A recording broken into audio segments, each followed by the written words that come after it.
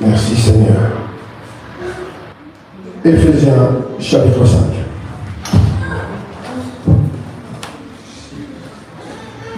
Alors, tu sais ce qu'il en est, bien-aimé, Jésus-Christ, en aparté avec ses disciples. C'était un homme de foule, c'était un homme où voilà, des milliers de personnes le suivaient partout. Il parlait, il disait beaucoup de choses, guérissait les malades, ressuscitait les morts, tout ça. Ça, c'était un don gratuit que Dieu a donné à l'humanité. C'était le nom de Jésus. Ils n'étaient pas tous croyants. Ils ont bénéficié d'un certain nombre de choses terribles. Le miracle n'était pas réservé seulement aux croyants. À l'époque, Jésus a guéri toute personne par la foi, ainsi de suite. Alors, il s'agissait maintenant de donner des instructions claires, formelles. Il a pris quelques-uns de ses disciples et il s'est enfermé dans la chambre haute avec ses disciples. Loin de la foule, loin de tout le monde. Et c'est là qu'il a lancé le processus. C'est là que Jésus a dévoilé un certain nombre de choses. Alors, cela connaît, juste pour un petit rappel. Servir le Seigneur, ce n'est pas donné à tout le monde. Et c'est vraiment quelques personnes, au milieu d'une génération, Jésus choisit juste quelques personnes pour le faire. C'est important. Alors, on va voir l'objectif principal pour bien comprendre après cette grande visitation du Saint-Esprit. L'objectif principal, comme je vous ai dit, gloire à Dieu, très important. Éphésiens, chapitre 5. Gloire à Dieu.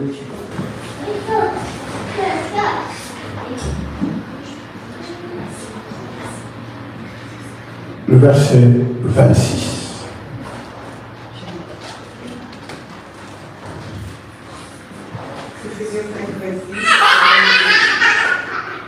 Calmez l'enfant, s'il vous plaît.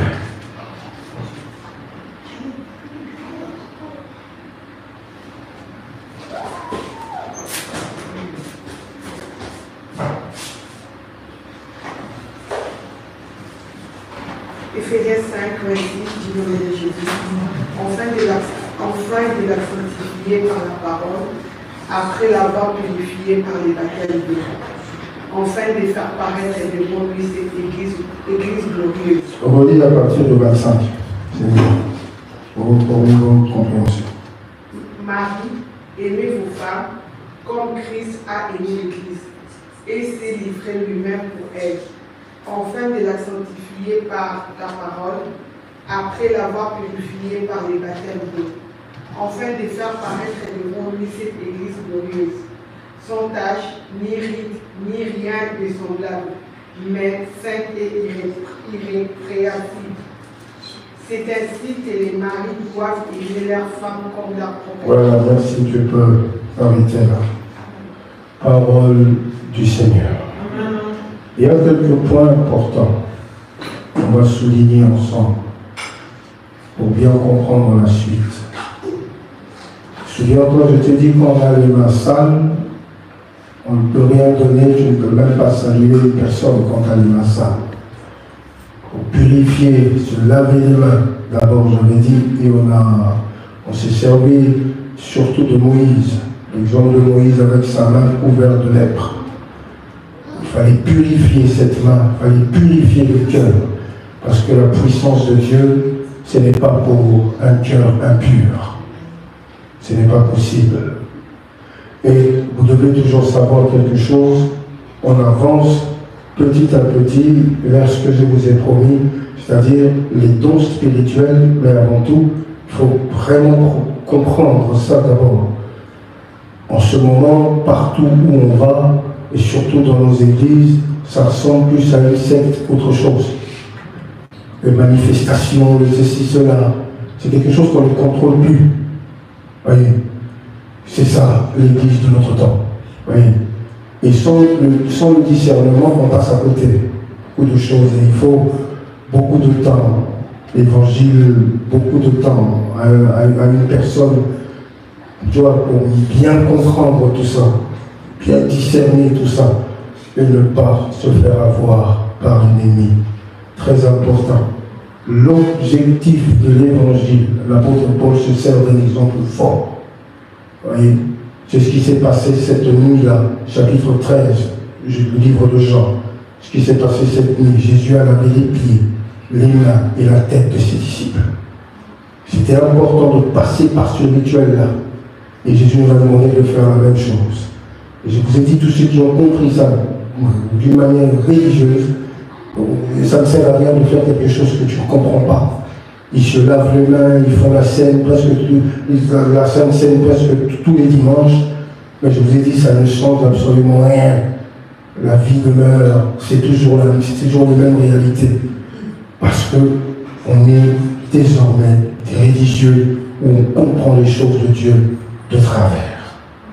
Le message central que Dieu a envoyé cette nuit-là, c'était important pour un disciple de saisir.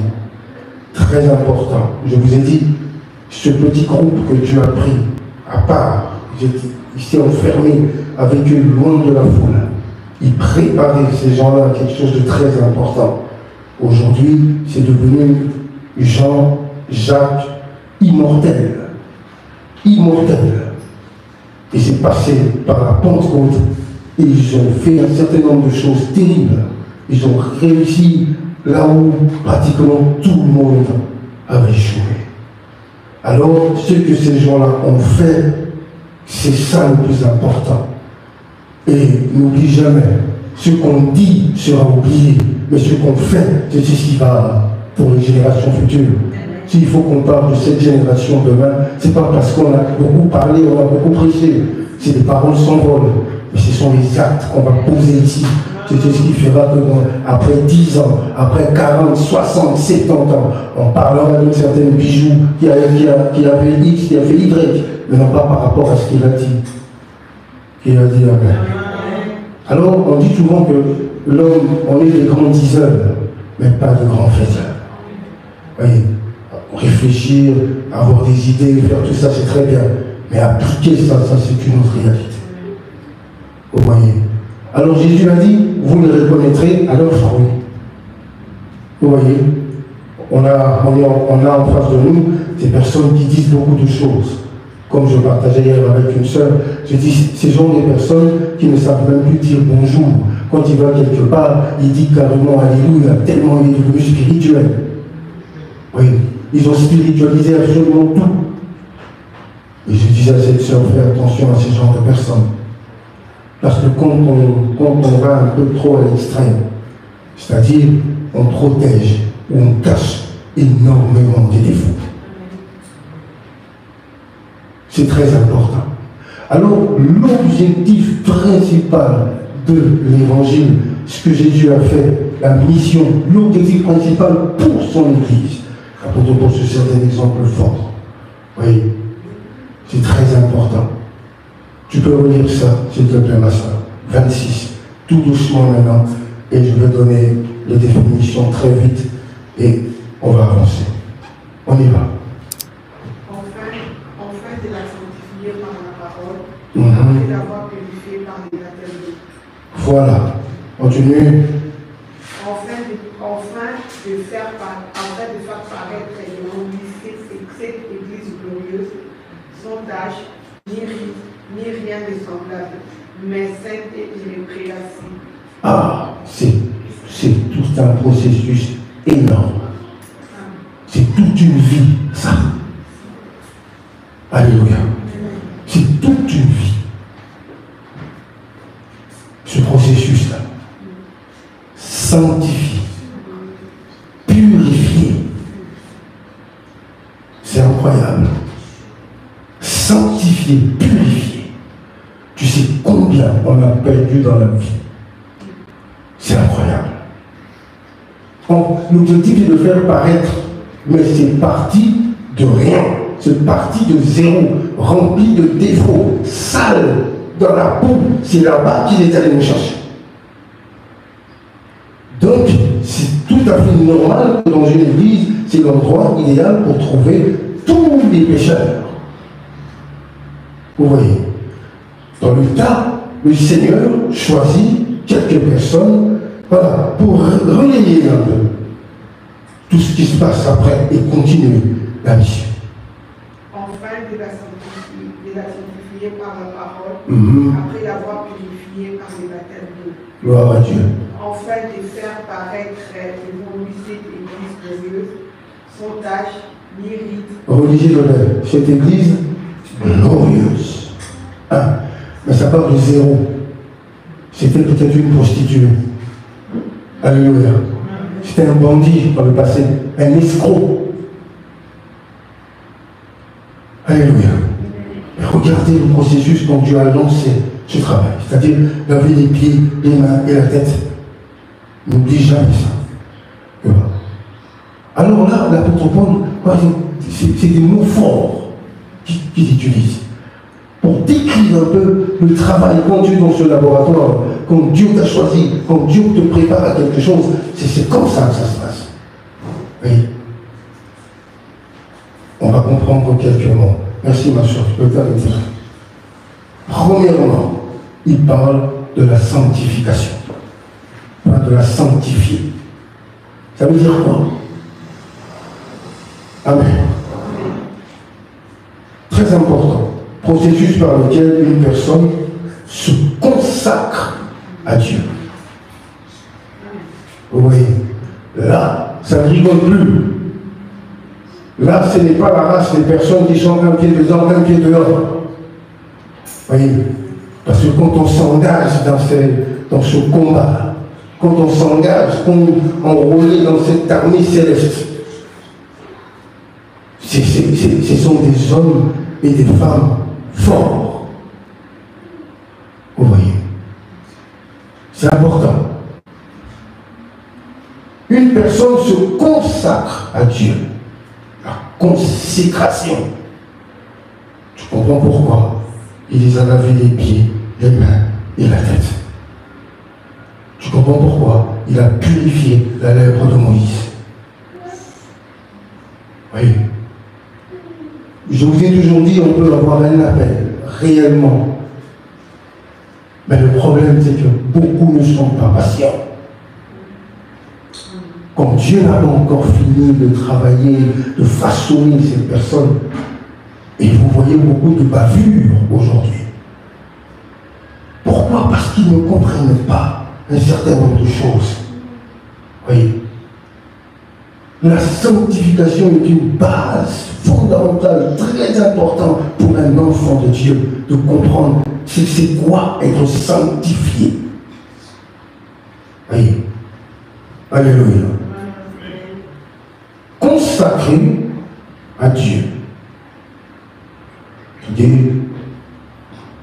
C'est devenu, voilà, un roi. Ne touchez pas. Alléluia. Et refuse le péché dans sa vie. Je relis. Processus par lequel une personne se consacre à Dieu. Voyez, il refuse le péché dans sa vie. C'est pour ça que je vous ai dit, quand on se lance là-dedans, c'est parti. Le mot sanctifier, sanctification. Très important. Alléluia. Deuxièmement, il parle de la purification. Purifier.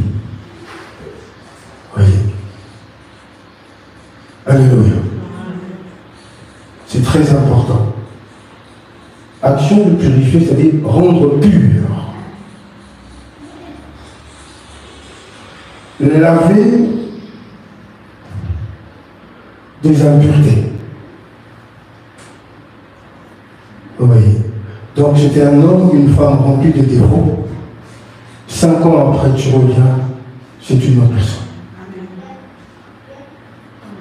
Vous voyez. C'est pour ça qu'il a dit, c'est à leur fruit, vous le reconnaîtrez. Ce n'est pas par son parler en langue, ce n'est pas par sa manière de prophétiser, ce n'est rien de tout ça. Je t'ai dit ici, le problème avec notre temps, c'est qu'on est plus attaché à ce qu'on fait ici, les rituels, on est plus attaché à ça qu'à Dieu. Oui. Être chrétien pratiquant aujourd'hui, c'est devenu aller à l'église et danser. C'est ça, être chrétien pratiquant. Je suis croyant. Et ça se limite là. Oui. Laver des impuretés, se débarrasser des souillures morales. Donc vous voyez, Dieu ne peut pas donner son onction le jour de la Pentecôte à un groupe de personnes finalement remplies de défauts. Alléluia. Quel contraste. C'est ça en fait. L'image que tu projettes autour de toi, c'est très important. Vous ne pouvez pas lâcher ses disciples le jour de la Pentecôte, alors qu'il sait que Pierre, c'est encore un peureux. Il n'a pas compris certaines choses. C'est encore un menteur. Vous voyez, c'est terrible. Alors c'est ça l'objectif principal de Dieu pour son Église. Oui, ça commence là-bas et on monte petit à petit. Jusque, mais alors où Dieu finalement, il nous dit, ok, là tu es prêt, tu peux partir. Et ça c'est très important pour nous, bien aimés dans le Seigneur. Donc c'est ça l'objectif principal. L'objectif ce n'est pas de s'enfermer dans sa vie avec un certain nombre de choses, voilà, mais c'est de laisser Dieu faire son boulot, c'est important. Oui. On y va, Ézéchiel chapitre 16.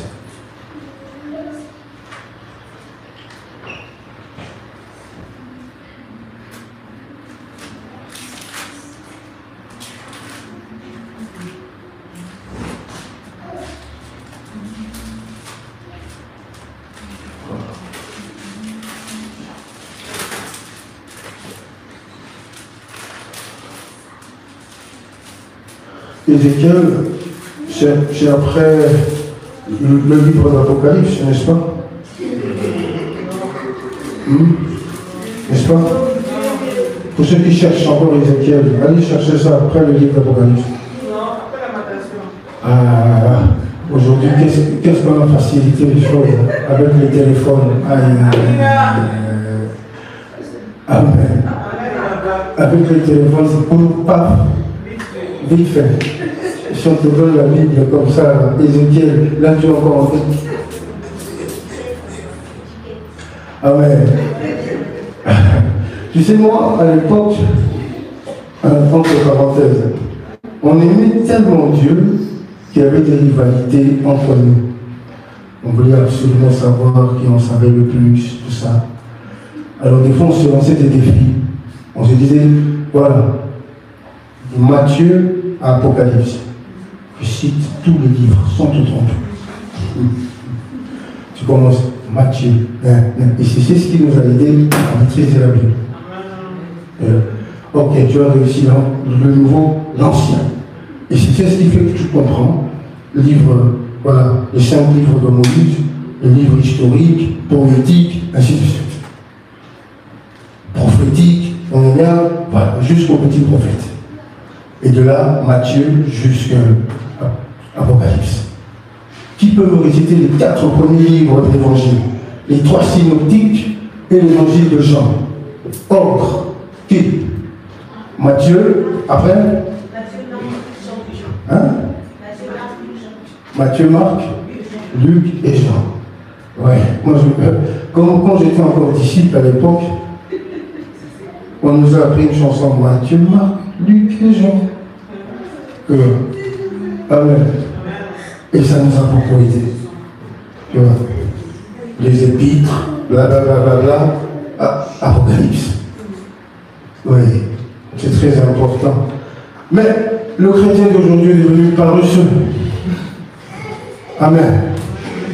Google répond à tout. Est-ce que tu as encore besoin de chercher? On n'a plus le temps. On va faciliter les choses. Alléluia.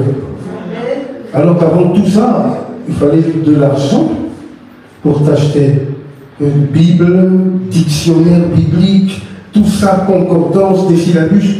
C'était payant. C'est tout un investissement. Aujourd'hui, Google répond à tout.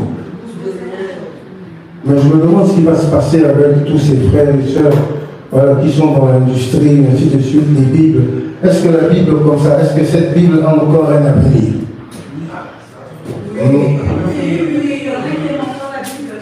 Ouais, aimer la Bible c'est bien, mais il faut le trouver.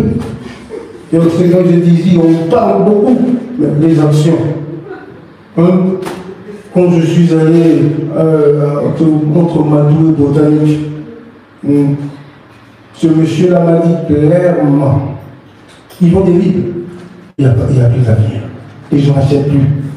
Si vous n'achetez plus ça, l'argent ne tombera pas du ciel. Non. Les papiers, tout ça, ça coûte de l'argent. Alors quand tu me réponds que oui, c'est encore un avenir, qu'est-ce que tu fais, toi?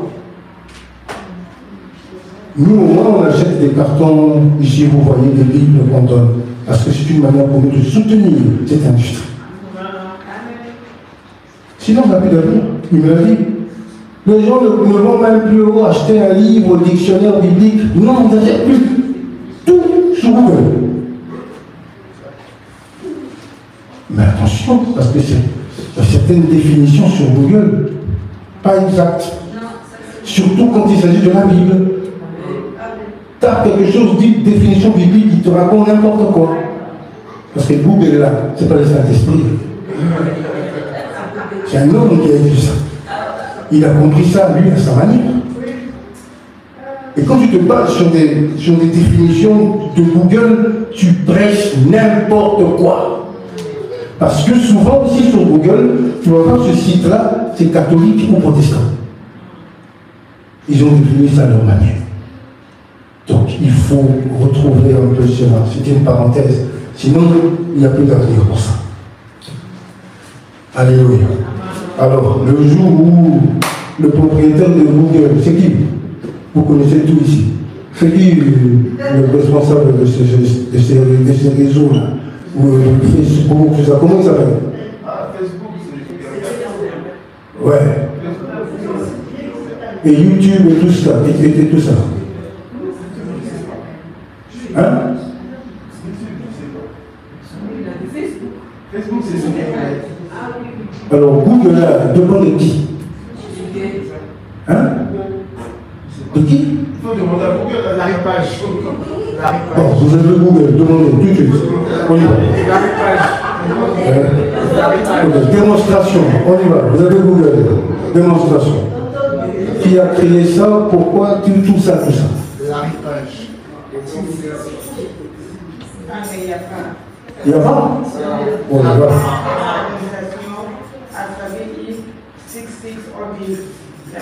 Il n'y a pas. Oh là là là là. Non, si. Si. Il y a deux fondateurs. Un africain, Sergi Brin, et Larry Page. Ah. Il y a Sergi Brin et Larry Page. Si. On est aussi beaucoup. Si. C'est un américain, ingénieur compagnie. En 1998, c'est Sergi Brin et Larry Page. Voilà. Depuis 2013. L'arrivage, c'est un Green. Le premier dirigeant. Premier dirigeant. Eric Schmidt. Qui détient 60% des droits. Wow.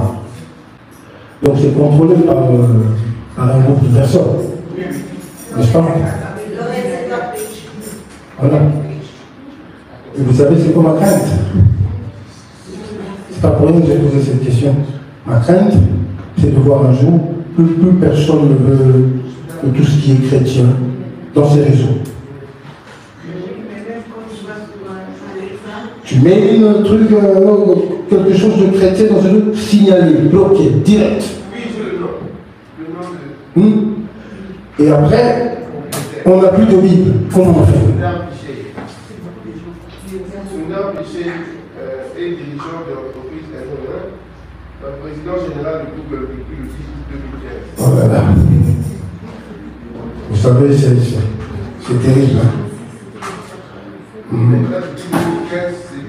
Le monde se dirige vers... C'est incroyable. Alléluia. C'est incroyable. Même quand tu poses la question à Alexa, who's Jesus? Il ne connaît pas Jésus. Quand je pose Mahomet, il répond. Et qui connaît? Who's Jesus? Il dit pas. Franchement. Ah, il n'y a pas. Quand tu ne connais pas Jésus, mais tu connais Mahomet. Ah, je connais Mahomet.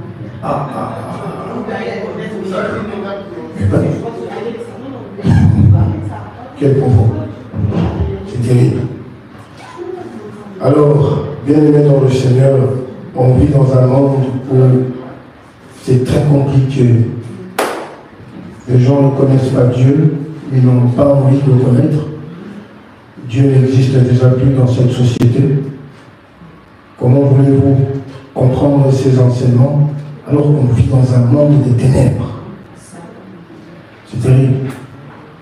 La haine de Dieu. J'ai été choqué de voir la cérémonie d'ouverture des Jeux Olympiques. J'ai été choqué de voir ce que j'ai vu à la télévision. Choqué. Sans cache même plus. Waouh! Eh bien, c'est très compliqué après de trouver des personnes sanctifiées, purifiées dans un monde impur.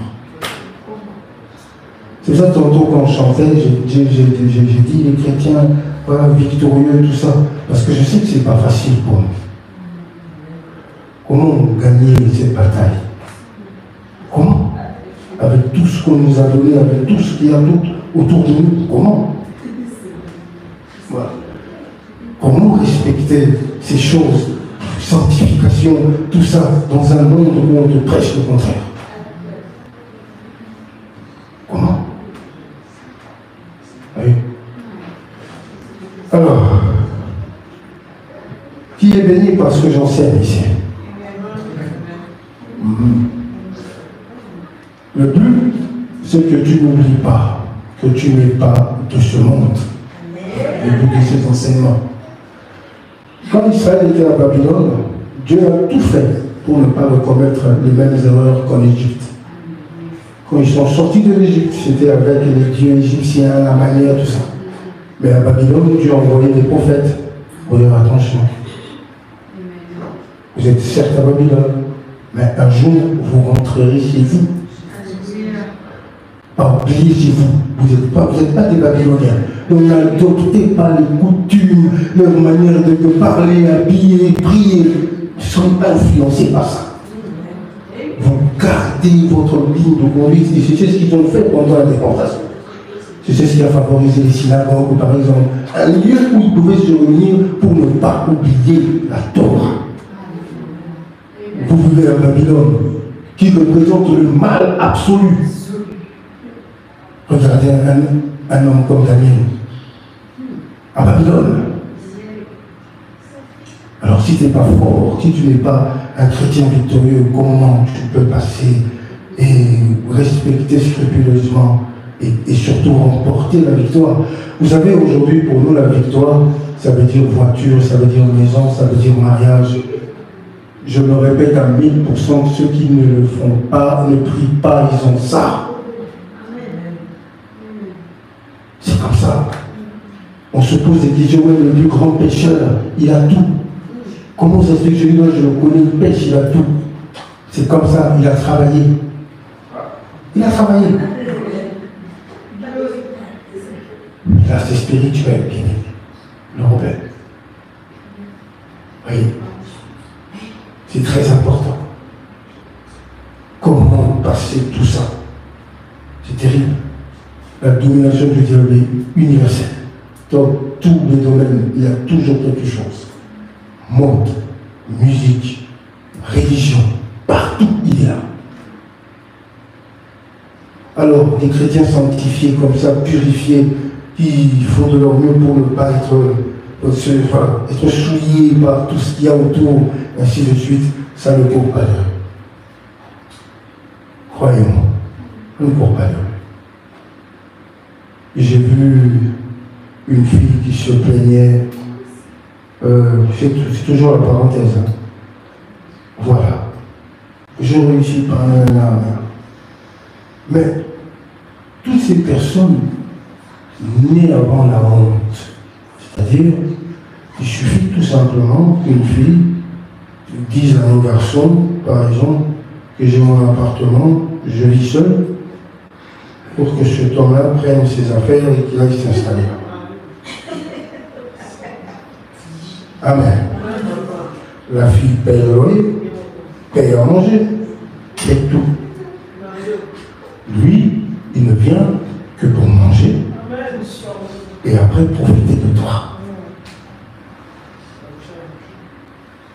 Vous voyez?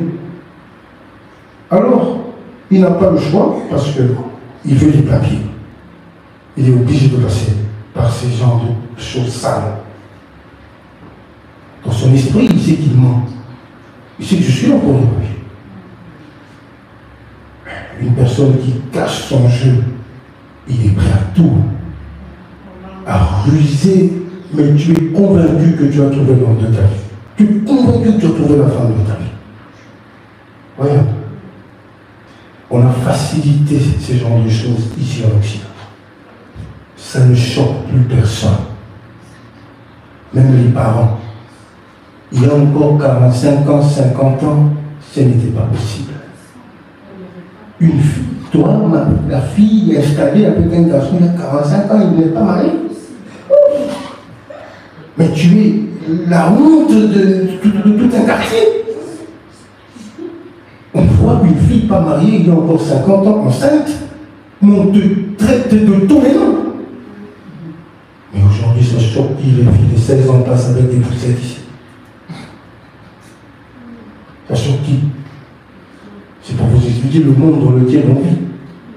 Comment voulez-vous respecter ça, sanctifier, purifier, si déjà on a banalisé le péché? Banalisé. Chaque chose en son temps. Un temps où on a fait ça, et un temps où il faut s'éloigner de ça. C'est important. Le péché qui détruit, ici, c'est terrible. Oui. Le péché sexuel qui est le contraire de ce qu'on enseigne. Quand on a l'étoile, qu'on a quelque chose, et qu'on vit dans ces principes-là, c'est pour ça que je vous ai dit, tu n'imagines pas la discipline et les choses que tu vas perdre dans la vie parce que tu veux respecter ça. J'ai eu une histoire avec toi.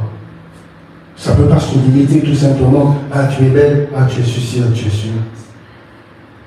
Dieu ne peut pas envoyer quelqu'un, ne peut pas t'envoyer une personne où il sait qu'il y a beaucoup trop d'ambiguïté autour de ça. Jamais. N'oublie pas, Dieu n'est pas un Dieu sale. C'est un Dieu saint. Tout ce qu'il te donne est sacré et saint. Tout. Ouais. C'est pour ça que la patience, je vais vous dire avec cette histoire de sanctification, tu attends, et pendant ce temps, tu reçois des pressions. Alors, c'est qui va remporter, tu vois, c'est qui va gagner? Ce bras de fer qu'on a avec la vie. Oui. Quand c'est le temps de Dieu, c'est comme ça que ça se passe. J'attends mon heure sanctifiée, purifiée, et ma patience finit par me payer. Amen. Oui. Alors, je priais, après on va se lancer, je priais, je vois une pensée qui monte dans mon esprit. J'ai dit, Seigneur, pardonne-moi. Parce que très souvent, poussé par nos désirs personnels, on a mis la pression à Dieu dans nos prières. Oui. Beaucoup de pression à Dieu. Alors, pendant que nous priais, je disais, Seigneur dit non. Le plus important, c'est pas ce que où toi tu veux être. C'est que le plus important, tu dois être où moi je veux que je sois. Alors, change ton manière de prier. Seigneur, je veux que tu m'aides à avancer et à atteindre ça.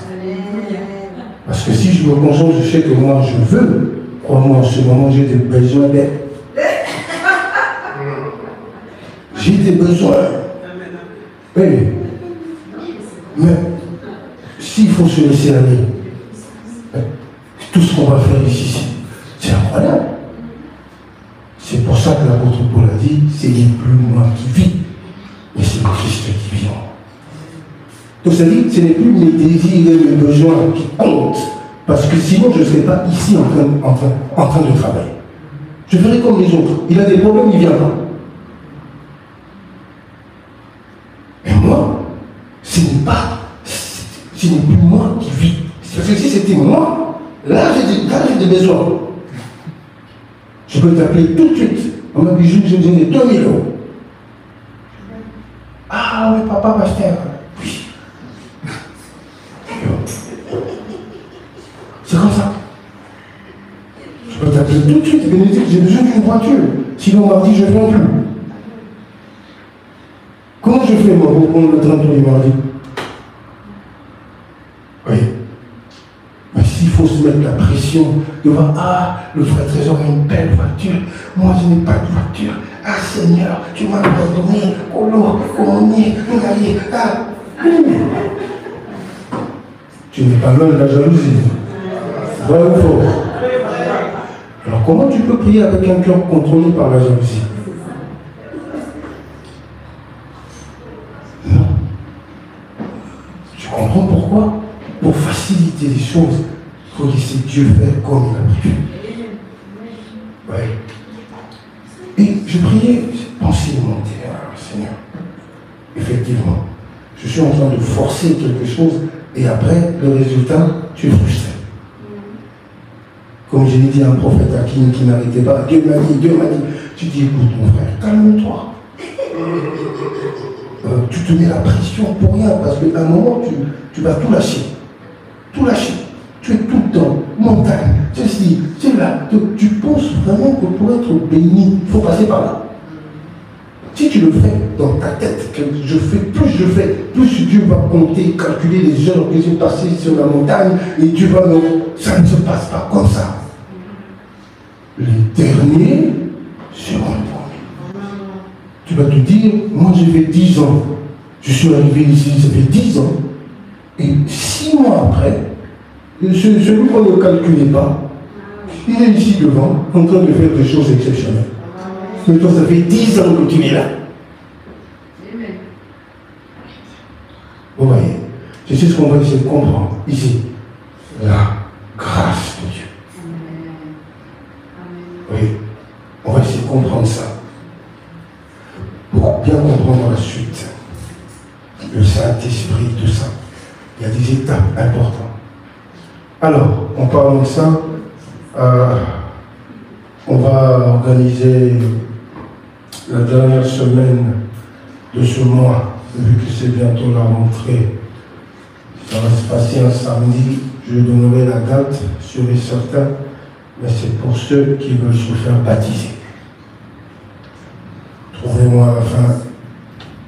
Et cette étape-là, crois-moi, c'est important pour un chrétien.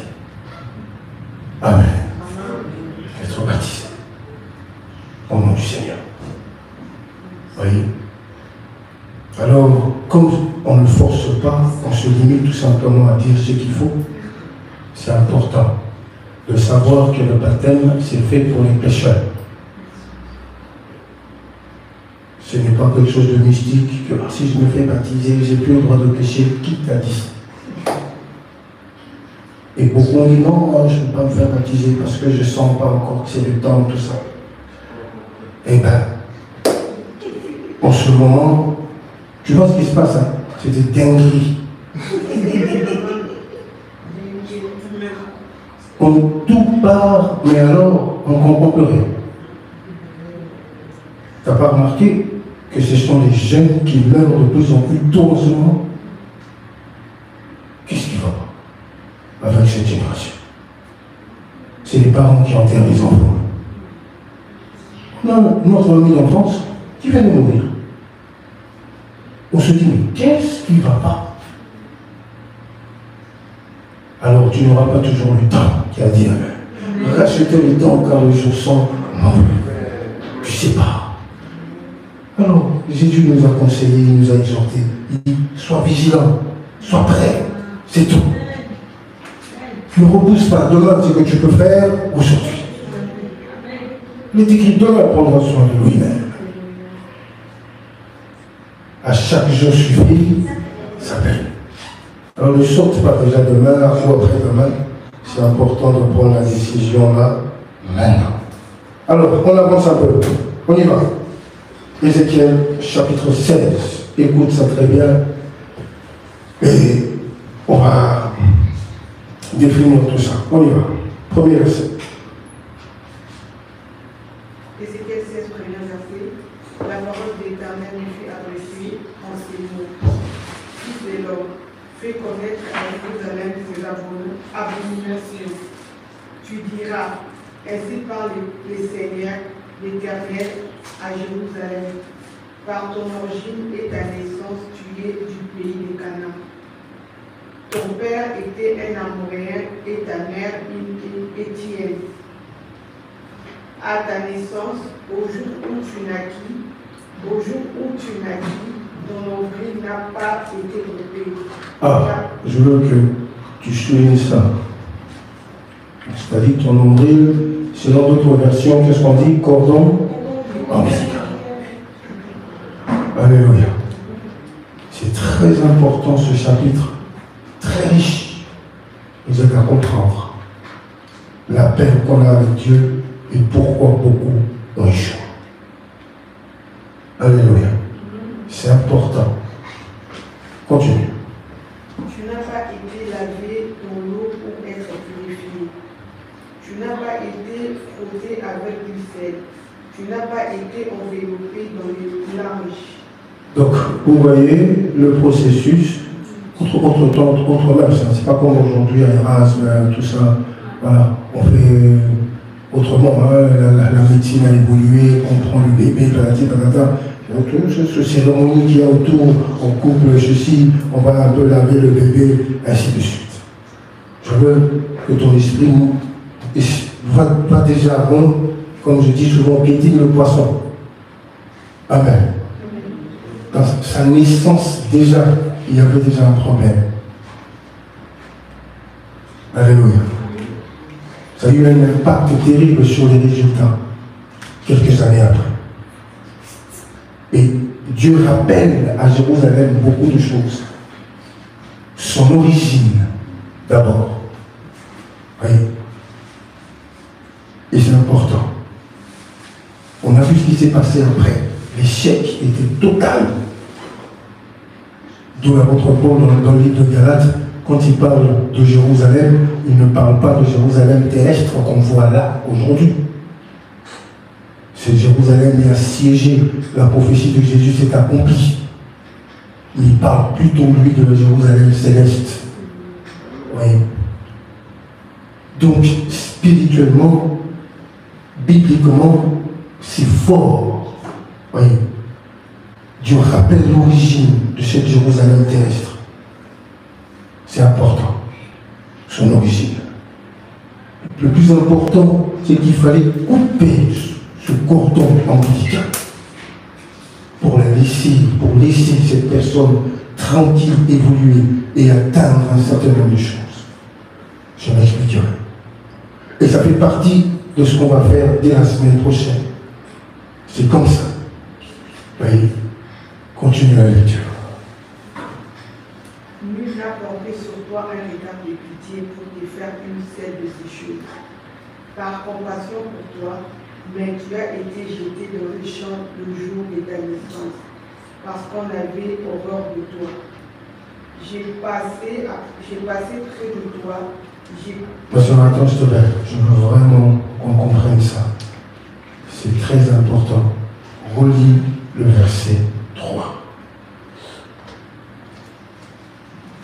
Tu diras, ainsi parle le Seigneur, l'Éternel à Jérusalem, par ton origine et ta naissance. Je veux qu'on souligne ça.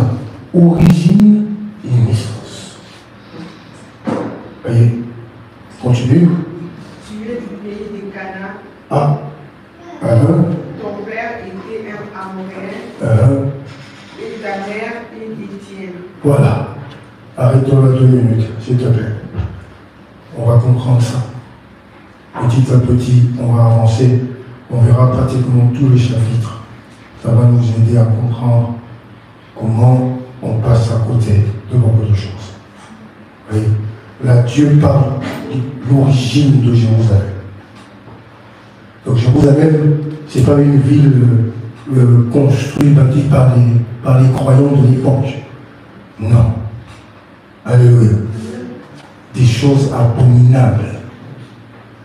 Lorsque Dieu provient déjà à Abraham, quand il parle de la terre promise, il dit, tout ce que ces gens-là, tout ce peuple, Canaan, ils font des choses tellement abominables que l'abomination des Amoréens n'a pas encore atteint son paroxysme. C'est-à-dire, les cultes qu'on faisait là-dedans, c'était mais abomination totale. Le dieu Moloch, sacrifier des bébés, sacrifier des enfants. Il y avait des sacrifices horribles là-dedans. Oui. Des choses terribles. Dieu rappelle l'origine de Jérusalem. Il dit, c'est là-bas ton origine. N'oublie pas. Tu viens de là. Et secondo, il parle du cordon ombilical qu'on n'avait pas coupé. Vous voyez, le cordon ombilical, pour les femmes, vous êtes mieux placés pour nous expliquer. Vous voyez, voilà, c'est ce qui relie la maman au bébé. Tout ce que la maman mange passe par là, n'est-ce pas? C'est comme ça. Donc ils sont intimement liés. Vous voyez. Mais regarde son origine. Regarde d'où il vient. C'est terrible. Voyez. Alors, on continue la lecture.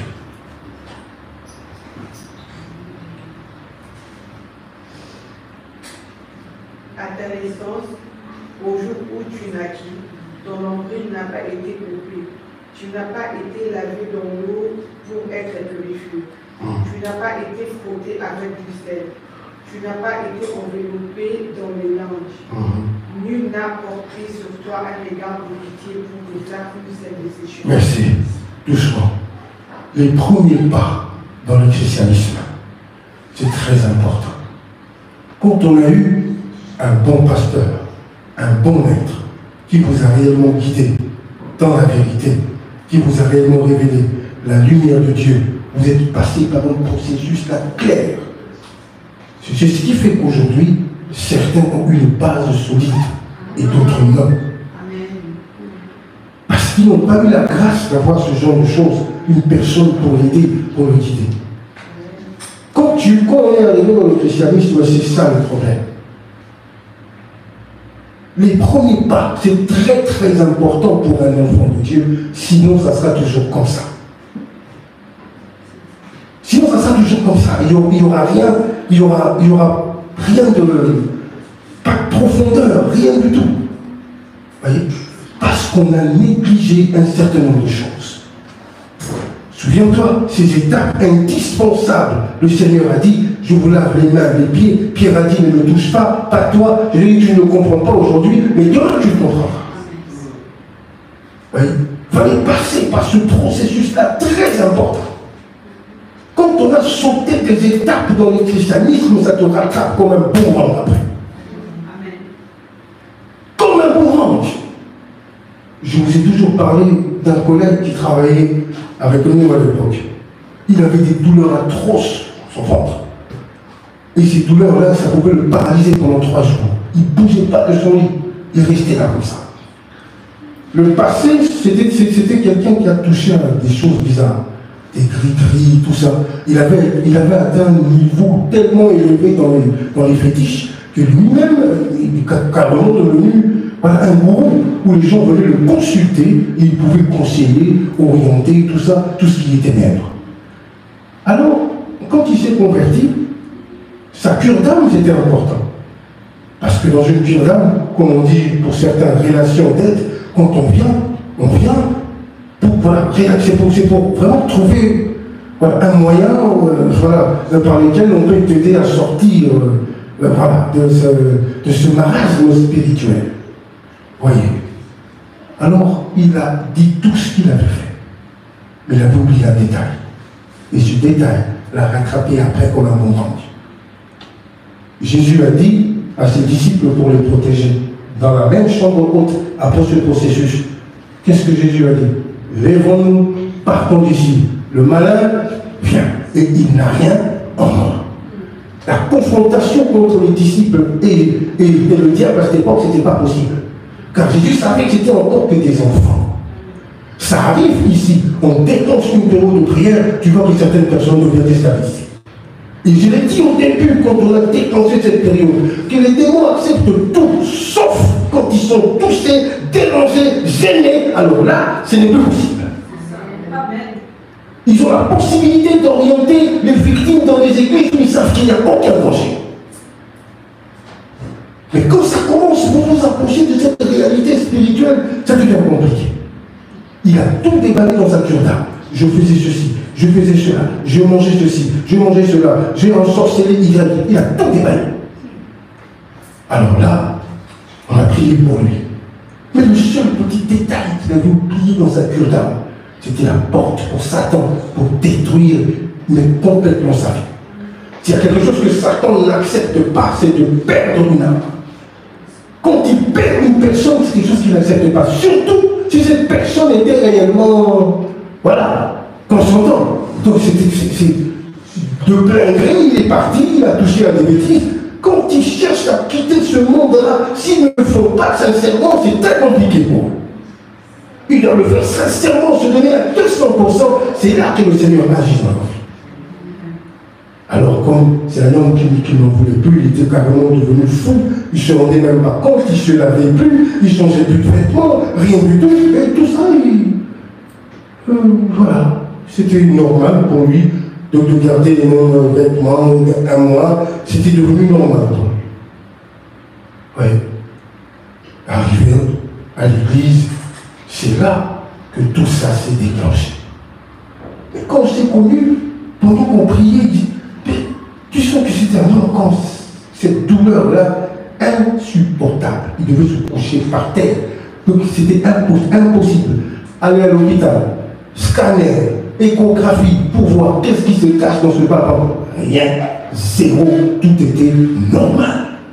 Certaines maladies, quand on est victime de Satan et de la sorcellerie et qu'on cherche à guérir ça par des moyens médicaux, on va courir toute la vie. C'est pour ça que gardez vos réflexes de chrétiens. Ça ne va pas. Ou d'abord d'appeler cette ambulance. Appelle l'ambulance après. Prie d'abord.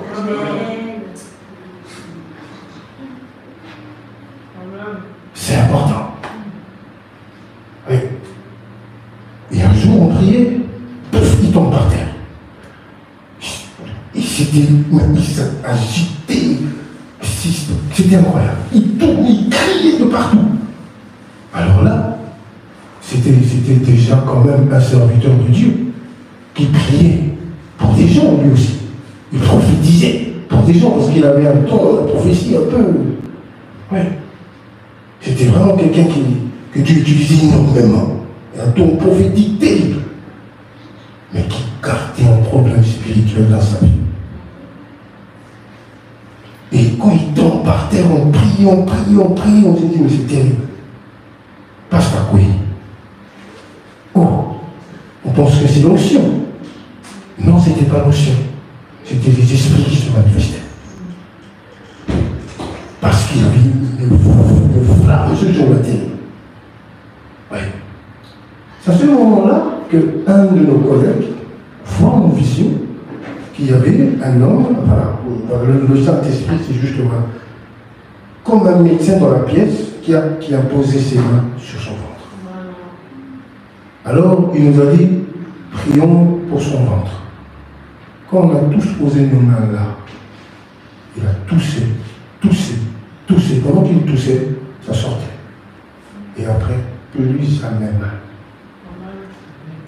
Après la séance de délivrance, maintenant, c'est le moment de faire le bilan. Qu'est-ce qui s'est passé? Ah, j'avoue. Voilà. Comme c'était un homme qui aimait aussi tout ce qui est sport de combat, contact, alors, pour être fort et surtout faire du mal, qu'est-ce qu'il faisait? Il prenait des lames de rasoir. Il mangeait, il buvait de l'eau, sans rien, il se blessait, pas rien du tout. Juste pour faire peur à ses adversaires. Alors que spirituellement, quelque chose de mystique s'opérait.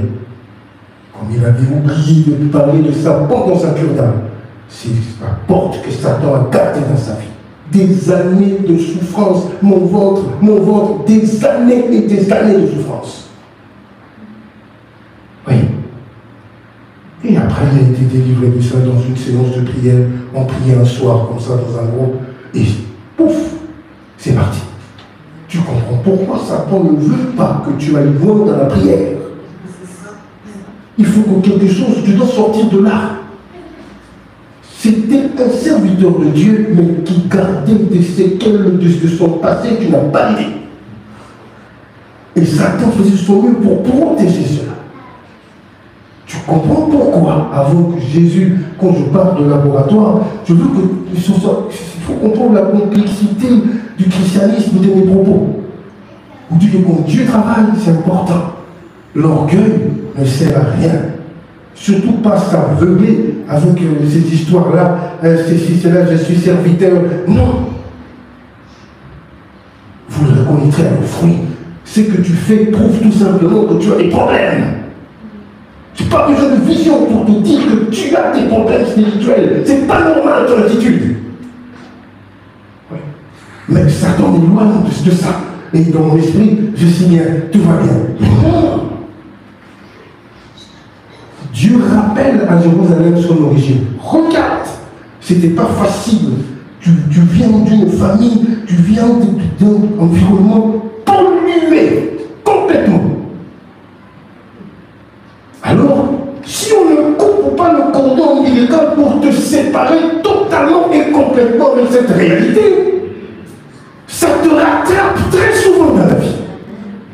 Bien que je vienne à l'église, bien que je sers même le Seigneur, mais il y a des réalités qui pour réellement vaincre et gagner cela, ça demande beaucoup plus de sérieux. Tu dis, personne n'a coupé ce cordon ombilical, malheureusement. Personne. Et ça, ce sont des séances de délivrance, de prières, de jeûnes et prières. C'est ça, ce laboratoire dont je vous ai parlé, où quand tu es là-dedans, quand Jésus travaille là, il sait qu'il y a de l'orgueil là-dedans. Je dois briser cet orgueil. Et la meilleure manière, c'est de traverser, par exemple, des moments tellement compliqués dans la vie. Il a plu à son Dieu de le briser par la souffrance. On souffrait tellement, ce n'était pas pour nous faire du mal, mais c'était quelque part pour nous rendre humbles. Je me croyais invincible, que je n'avais besoin de personne. De vous, j'ai traversé un moment dans la solitude, où tout le monde est parti, tout le monde m'a abandonné. J'ai compris que c'est tellement important d'avoir des amis dans la vie.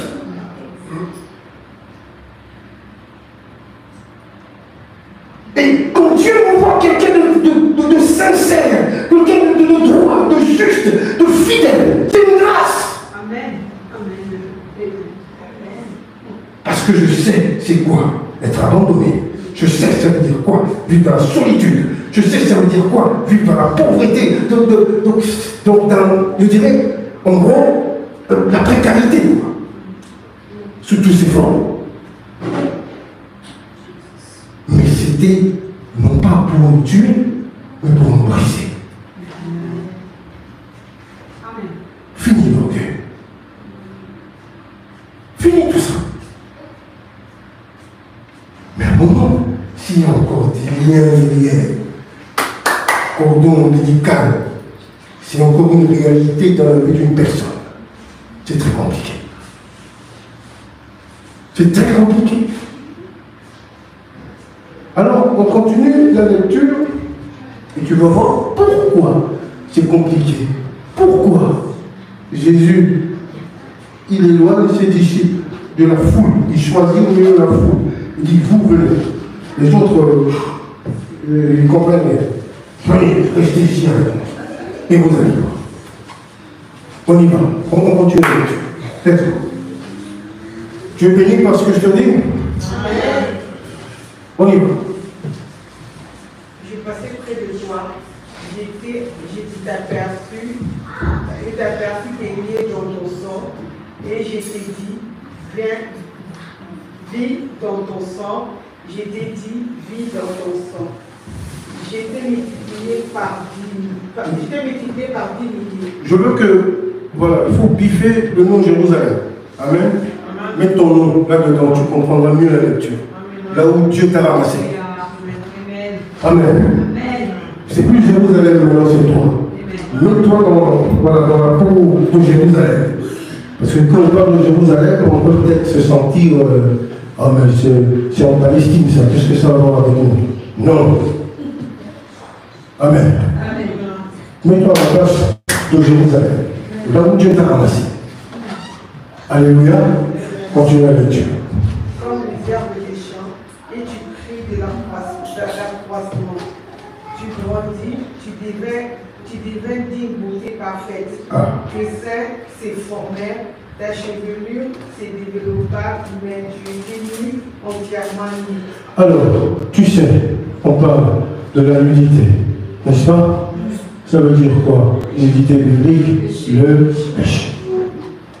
Donc tu vois, Dieu l'a ramassé quelque part. On avance petit à petit.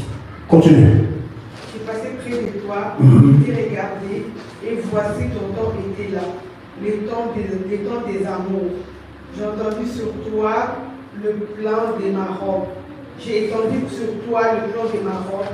J'ai couvert ta nudité. Je t'ai juré fidélité. J'ai fait l'alliance avec toi. Alors là, très important, c'est même là la grâce.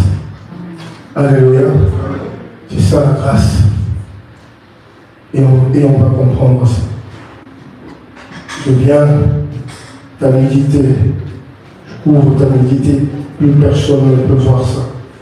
Souviens-toi d'Adam et Ève dans le jardin. Quand ils ont péché, qu'est-ce qu'ils ont fait? Ils ont tenté de cacher eux-mêmes leur nudité, mais ça ne comptait pas. Dieu a dit, je vois tout. De toute façon, le problème est beaucoup plus profond que ça. Oui. C'est important. C'est la grâce.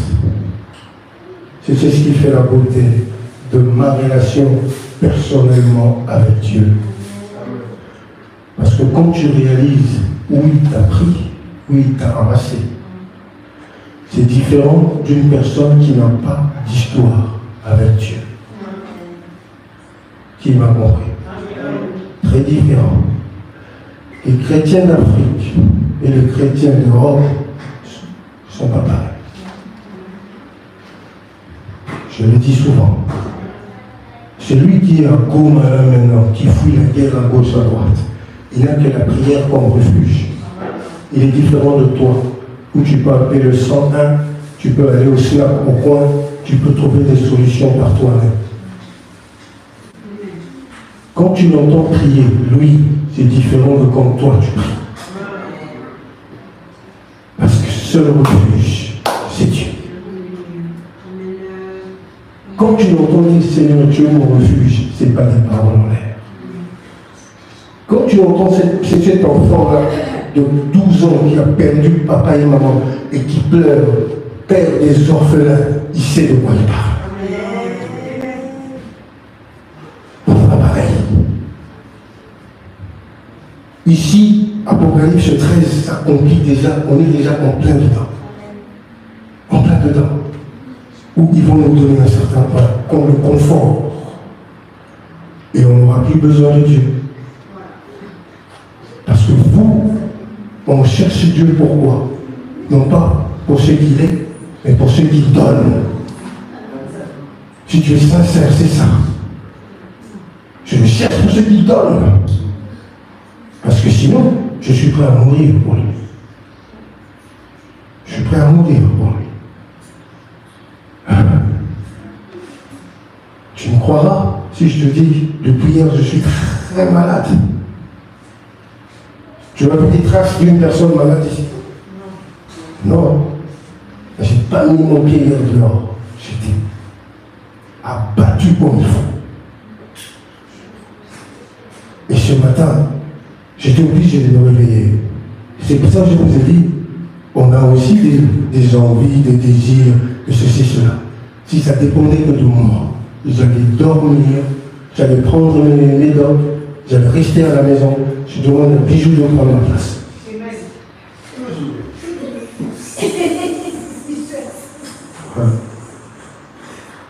Mais comment je te dis que ce n'est plus moi qui vis, c'est le Christ qui vit en moi, ce n'est pas des paroles en l'air. Parce que je mets Dieu l'épreuve. Et quand je me lève, je dis qu'il y a la bonne main de mon Dieu, je souviens de moi. Oui, c'est comme ça. Et je dis, ok, de toute façon, tout est une question de foi. Je me lève, je me prépare pour mon culte, et je vais à l'église. Au fur et à mesure, j'avançais, petit à petit, je me sentais très bien. J'arrive là, je me pose là comme d'habitude. J'avais hâte de monter ici et lancer mon culte. Et quand j'ai commencé à faire le fou ici, c'est là que, tranquille, je travaille comme une personne qui n'est pas malade. Parce que j'ai gardé mes réflexes de chrétien. La guérison, c'est à l'église. Quand tu te précipites pour aller chez le médecin, c'est bien, mais le médecin n'a pas d'autorité sur ton âme. Il guérit peut-être ta chair, il te prescrit des trucs, c'est bien. Mais je te dis une fois ici, le médecin vient pour soulager ton problème. Mais Jésus-Christ te guérit, Jésus-Christ te délivre, mais les autres c'est pour soulager. Ça revient. C'est la même maladie qui refait surface 2 ans après, aïe, 3 ans après, aïe, après 1 an, sans rien, après, aïe. Qu'est-ce que c'est que ça? Et par cet évangéliste-là, on avait compris comment Satan peut déstabiliser la santé d'une personne. Et si toi tu cours à l'hôpital pour aller chercher solution, échographie, tout était normal dans sa vie. Mais pourquoi il y avait toujours des périodes? En plus c'était périodique, pas tous les jours. C'est comme certains. Bientôt c'est le mois de septembre, pétage il n'y est pas l'année. Il y a certaines personnes qui deviennent comme ça, juste au moment où il faut faire quelque chose de bien. C'est fini. Vous abonnez à ça. Pourquoi ça revient? Pourquoi c'est périodique? De temps en temps, pétage. Et après, tu opères de 3 mois le pétage. Après, oh oui, 6 mois sans rien, 4 mois de nouveau pétage. Et ce cycle diabolique là. Périodique, tu sens que des choses tournent comme ça. Oui. Alors qu'on a pris la grâce souligne, c'est quelque chose que tu n'as pas mérité. C'est comme ça. Si Dieu t'a donné, c'est ce que tu as mérité quoi? Qu'est-ce que tu vas donner? Mais pour dire que quoi? 0. 0. Alors, lorsqu'on nous explique dans la lecture de notre sœur, où Dieu parle de beauté parfaite, d'abord Dieu rappelle, tu vois, n'oubliez pas le jour du faible commencement. C'est ce qui fait la beauté d'une personne, sa relation avec Dieu. Si tu n'as rien, tu n'as pas compris la grâce, c'est différent d'une personne qui a compris la grâce. Parce que nous, on sait qu'on n'était pas des personnes faciles. Et qu'avec là où on était, il n'y avait pas d'espoir, c'était les ténèbres totales. Alors qu'on nous faisait croire que tout allait bien, que c'est comme ça que les gens de ta génération se comportent. Tu dois faire la même chose. Tu dois vivre ça, c'est normal.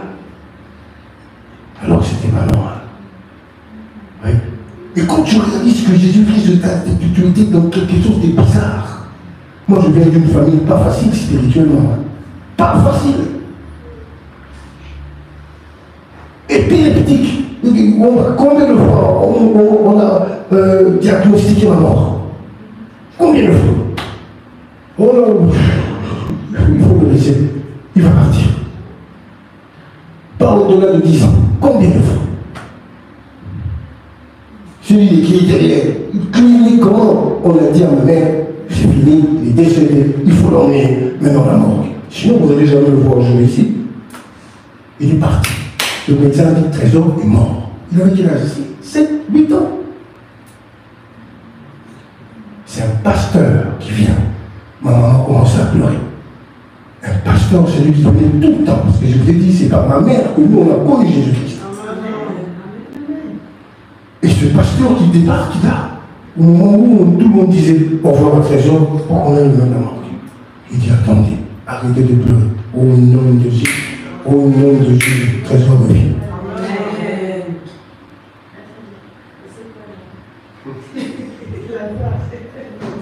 Quand vous regardez vos réflexes de chrétien, c'est différent quand vous vivez dans la peur.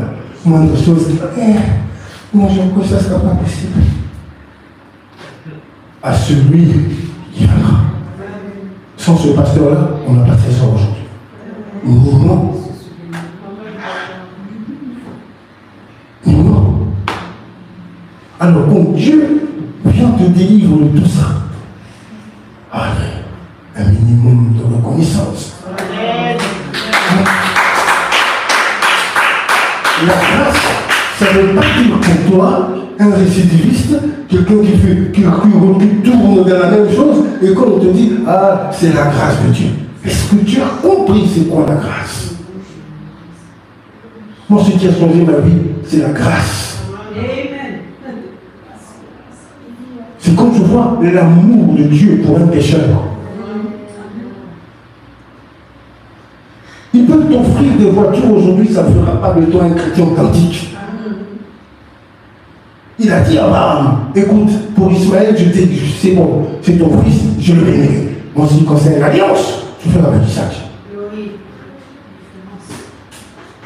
Si vous savez, les Arabes ils sont bénis, ils ont Dieu? Non. C'est la promesse de Dieu à Abraham. Je bénirai les Arabes. Et il l'a fait. Il dit l'alliance avec Isaac. Ça, ce sont des choses profondes. Ça ne concerne pas tout le monde. Jésus a pris quelques personnes dans la chambre haute et ils sont enfermés avec Dieu là-bas. Ça ne concerne pas la foule. Ils doivent comprendre ce que vous recevez. Je vous donne quelque chose de très très important. Alors, si vous le recevez comme ça, c'est tout à fait normal qu'après, c'est la débandade. Combien ont été élevés par Dieu aujourd'hui et ils ont sombré dans les femmes, dans les ceci, dans les cela? Combien? Ils ont utilisé leur notoriété parce que maintenant c'est quelqu'un de connu. Toutes les filles derrière, le succès attire les femmes. C'est comme ça. Qui ne le sait pas? Mais si tu n'as pas été préparé au préalable à affronter cette situation, c'est très compliqué. Alléluia. C'est vice-versa. C'est vice-versa. Même pour les femmes. Quand tu es élevé, quand on te regarde maintenant prier comme une étoile, c'est difficile. Tu attires les corbeaux. Amen. Tu attires les corbeaux. Maintenant tu es connu. Eh bien, ce sont des hommes connus qui vont te chercher. Si tu n'as pas passé du temps avec Gabriel ici pour t'apprendre sanctification et purification, tu es à la merci de ces gens. Parce qu'avec ton argent, ils sont besoin. Ah oui. C'est comme ça. C'est comme une femme qui est partie au Congo. Oh, elle laisse le mari et les enfants ici. Arrivez là-bas, on va présenter à cette femme un monsieur de beaucoup trop d'argent. Un papa ne loue pas. Diamant. Amen. La fille. Pour un cadeau de bienvenue. Tu prends quoi? 5 000. Ah, encore pour la mère. 5. Non, je suis marié en Europe, parti, comment? Il va la tchana la poto. Amen. Papa, elle cède. Elle revient dit, tout change. Colérique à la maison. Ah, mais toi, tu viens de quitter ça. C'est quoi le problème? Non. Alors, quelques semaines après, elle dit la vérité. Je finis entre nous, je ne veux plus de toi. Mais pourquoi? Qu'est-ce que j'ai fait? Non, moi je suis fatigué depuis. Je voulais faire ça d'ailleurs depuis très longtemps, mais là, c'est bon. Quelques temps après, elle qui chasse. Facebook, son nu. Wow. Le monsieur tombe par hasard. Mariage. Ah si. Voilà. Et la conséquence de ça, tu sais c'est quoi? Le monsieur est mort. Oui. Il n'a pas vécu longtemps. Il est mort. Souci.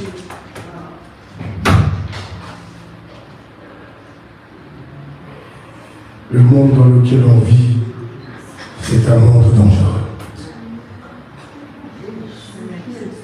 Alors, la grâce de Dieu, comprendre ça, c'est important. Écrivez. On va s'arrêter là. Et je continuerai la semaine prochaine, la suite, pour voir. La grâce, écrivez. La bonté de Dieu. Quand Jésus-Christ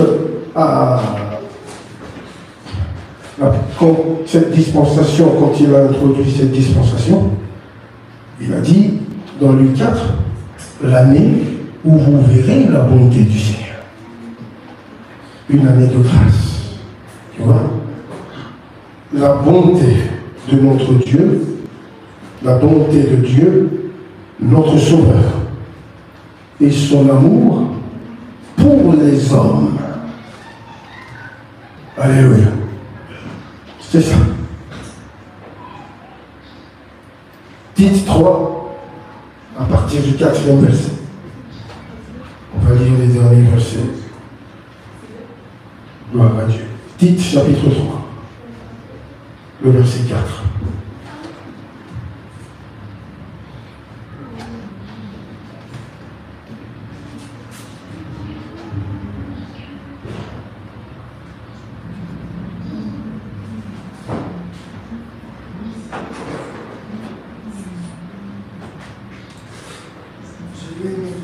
Amen.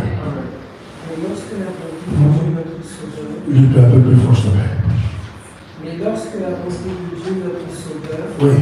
et son amour pour les hommes ont été manifestés, il nous a sauvés. Il nous a sauvés. Continue. Non à cause des œuvres de justice. Non à cause des œuvres de justice. Alléluia. Non à cause des œuvres de justice. Donc personne ne tu vois, certains pensent qu'il a contribué quand même à quelque chose, hein, à sa victoire. Rien du tout. Continue. Non à cause des œuvres de justice que nous aurions faites, mais selon la miséricorde. Voilà. Par le baptême de la régénération Alléluia. et le renouvellement du Saint-Esprit, Yes. qu'il a répandu sur nous avec abondance par Jésus-Christ notre Sauveur. Est-ce que tu peux acclamer pour cette parole?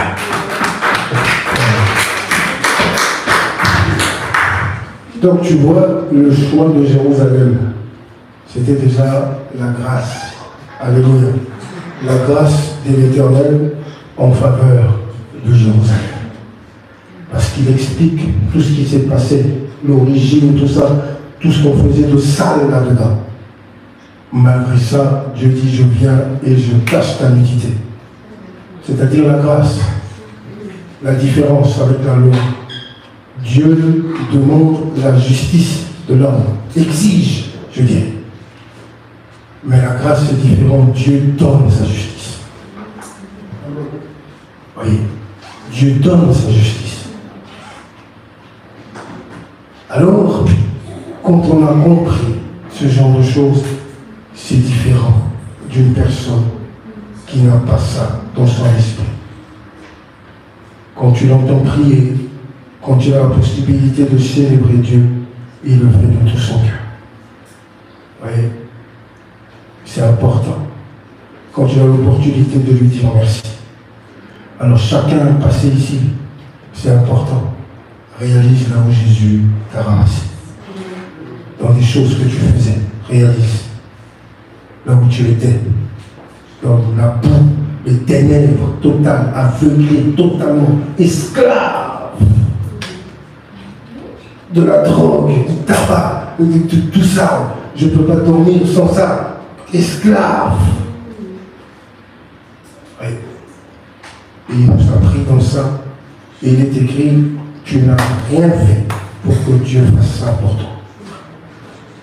Il nous a attirés. Et c'est là qu'il a lancé le processus, comme avec Israël. Alléluia. Et tu as vu Dieu faire des grandes choses. Mais le plus important, c'était de couper le cordon ombilical. Séparation avec ce passé très lourd. Qui a dit Amen. C'est très, très, très, très important. Alors, on va quand même finir, on a 5 minutes. Comme ça, on y va, ma soeur. Dernière lecture, Ézéchiel 16.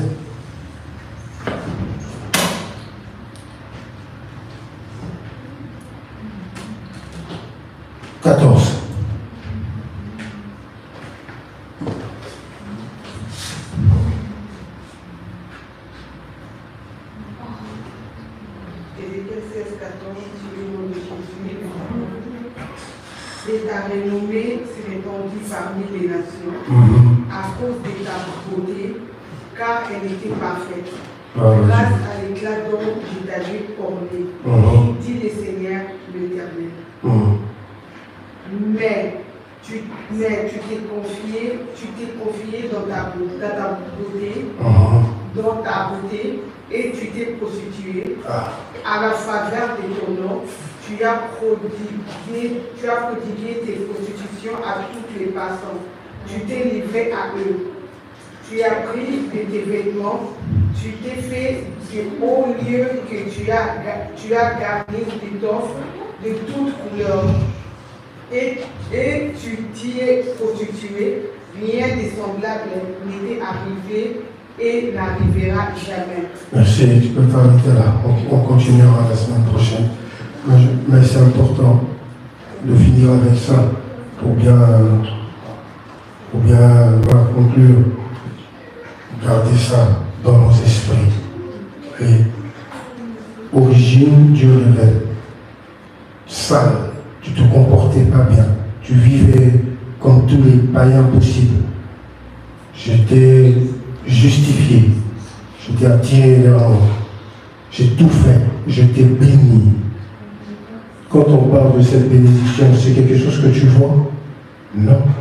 Parce que pour nous, bénédiction, comme j'ai dit, égale voiture, maison. Est-ce que tu réalises la grâce que tu as?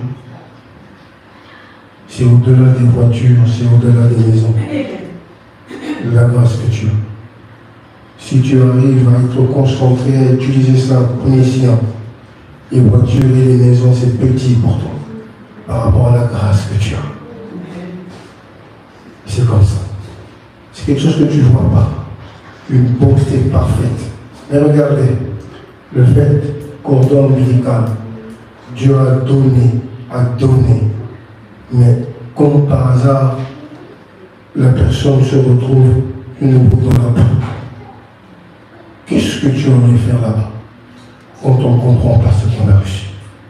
On se retrouve encore dans le monde avec les histoires du monde, à danser les trucs du monde.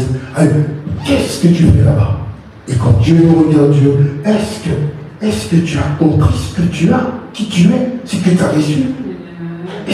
Ou bien, c'est tout à fait normal pour toi de te retrouver de temps en temps dans des choses bizarres. C'est ça la vérité, frère.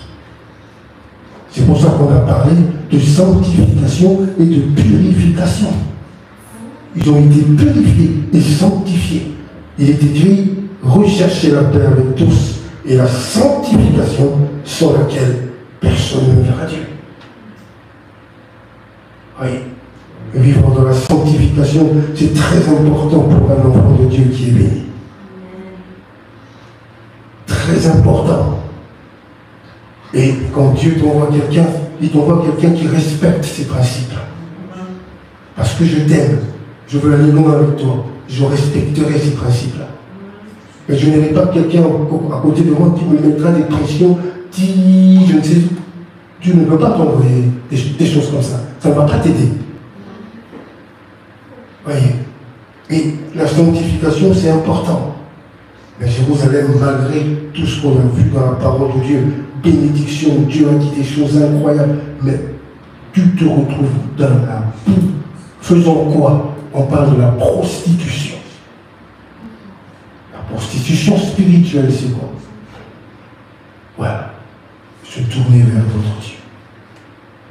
Qu'est-ce qui s'est passé quand Dieu a appelé l'origine de Jérusalem? C'était ça. Ta mère, ton père, amoréen, cananéen, ils faisaient quoi? Des abominations, des cultes bizarres.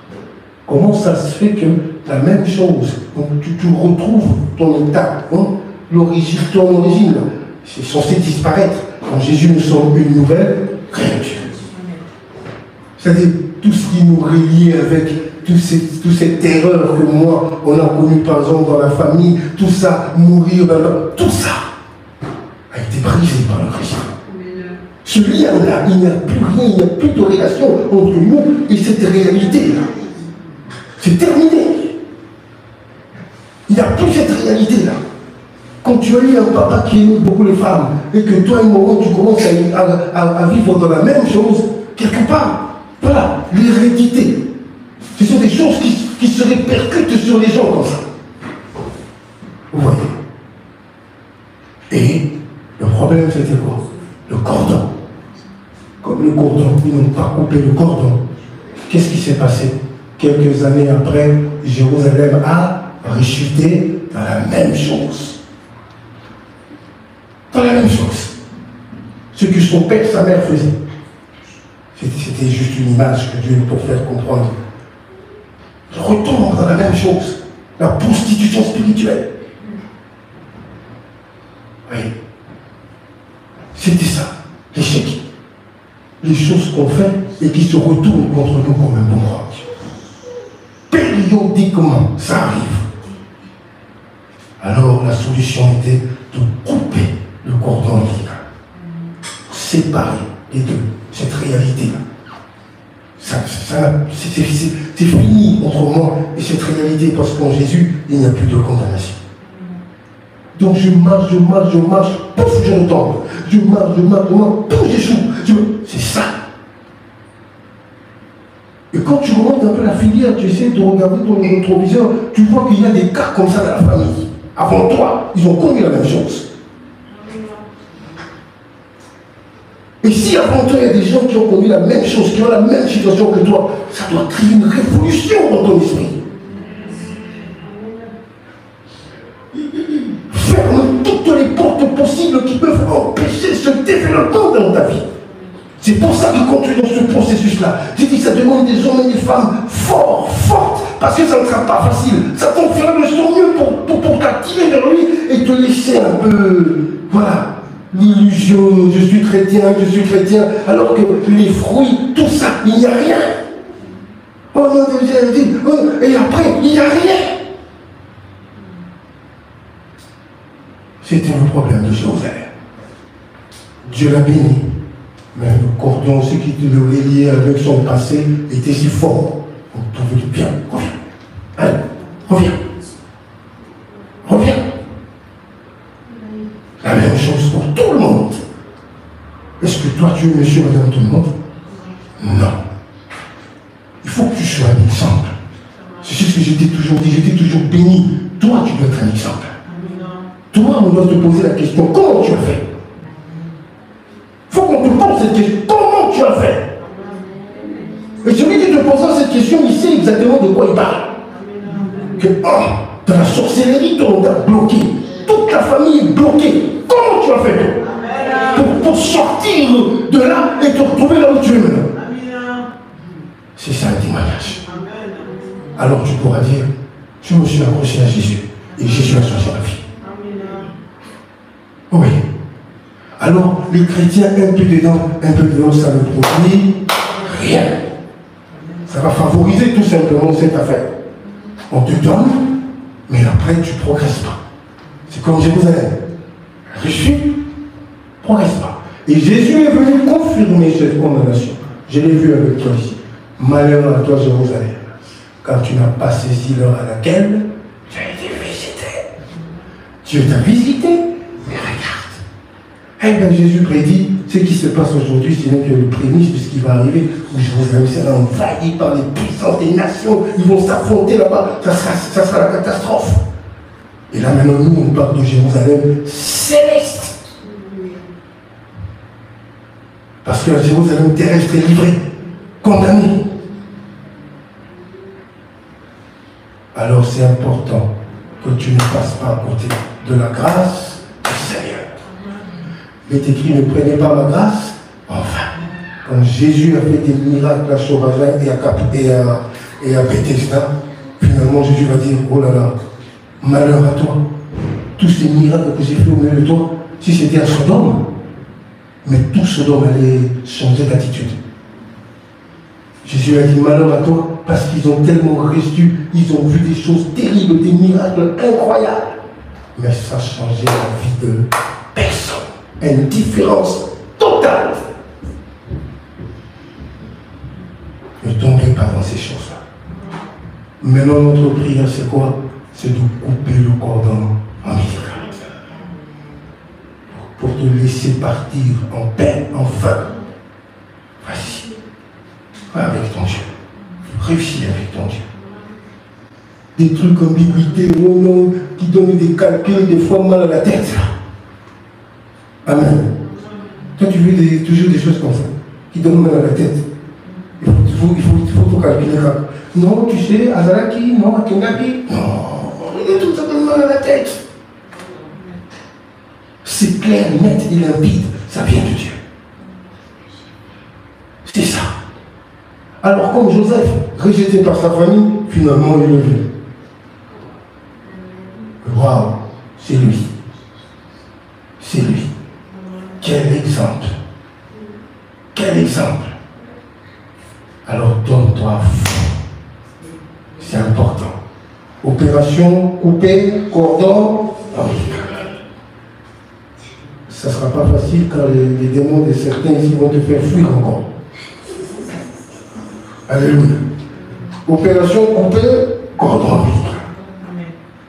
Pour que quand tu reçois, que tu sois réellement béni, fort. Et c'est très important. Le contraire de celui qui a reçu et qui rechute dans la même chose. Non. Oui. Il faut que tu partes une bonne fois pour toutes et marquer ta génération. N'oublie pas, ce que tu dis sera oublié, mais ce que tu fais, c'est ce qui fera de toi un exemple. Cela restera pour des millions d'années. C'est important. Je veux qu'on me dise un jour que Johanna, ah là là, elle a fait des choses de dinguerie ici en Europe. Avocate de je sais quel président de la République, et par elle, elle a favorisé l'orphelinat, le ceci pour défendre les plus démunis, les sans-papiers qui sont perdus. Elle a influencé le Parlement belge. C'est ça qu'on veut. Tu m'entends, Johanna? C'est ça qu'on veut. On ne veut pas devoir la matonguer et tout ça. Non, ça on ne veut pas. Nous, ce qu'on veut, c'est ça. Que à la télé, Johanna est passée. Waouh! Waouh! Tu influences ta génération et tu nous emmènes dans des choses incroyables. Donc, c'est que tu as fait le droit, tu peux aider beaucoup de personnes, les sans-papiers, les ceci, cela, des centres fermés, militer contre ça. Il y a beaucoup de combats, mais malheureusement, TikTok nous emmène à la distraction.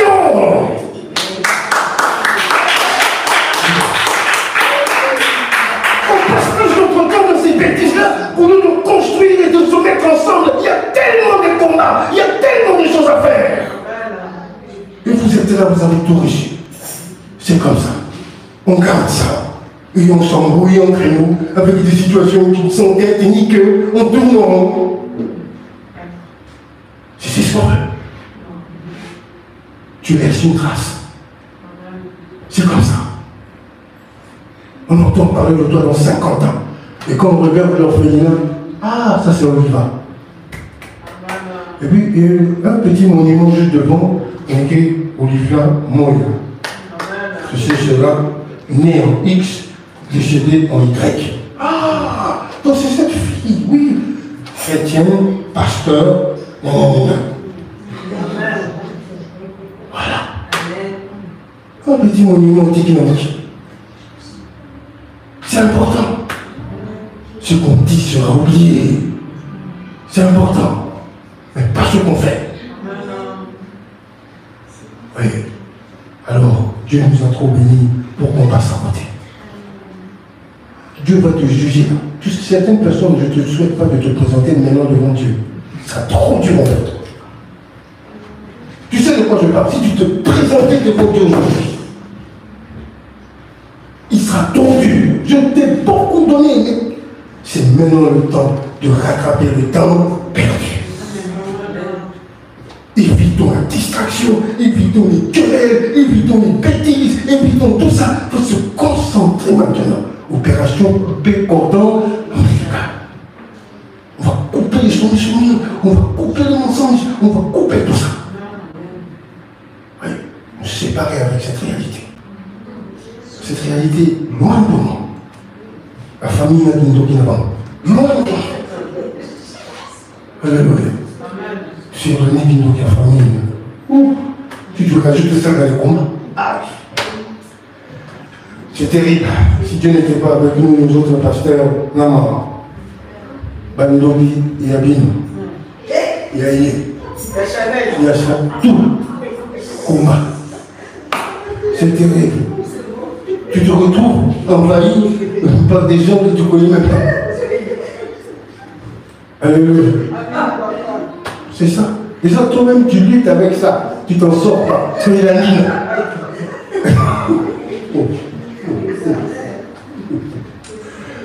Que le Seigneur vous bénisse.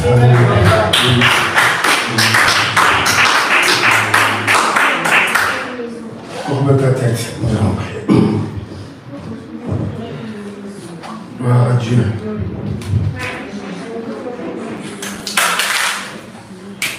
Merci Seigneur Jésus-Christ. Que cette parole trouve une bonne terre. Et que Satan ne vienne pas nous voler notre part qu'on a reçu aujourd'hui. Trouve une bonne terre et qu'elle nous donne matière à réflexion sur le monde d'aujourd'hui. Gloire à Dieu sur les réalités spirituelles cachées de ce monde.